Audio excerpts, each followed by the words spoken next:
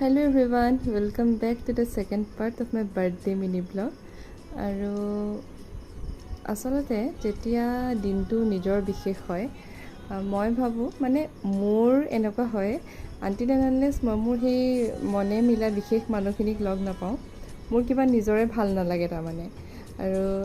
আগতেও মই বহুতকেইটা মিনি ব্লগত কৈছোঁ যে এই যে আমাৰ অগ্নিনাভ মন্দিৰৰ পৰিয়ালটি খুৰা খুৰীকে আদি কৰি গোটেইখিনি মানে এই মানুহখিনি এই পৰিয়ালটি মোৰ বাবে সাংঘাতিক বিশেষ আৰু বাৰ্থডে দিনা যিহেতু মই লগ পাব নোৱাৰিলোঁ সেইকাৰণে বাৰ্থডে পাছদিনা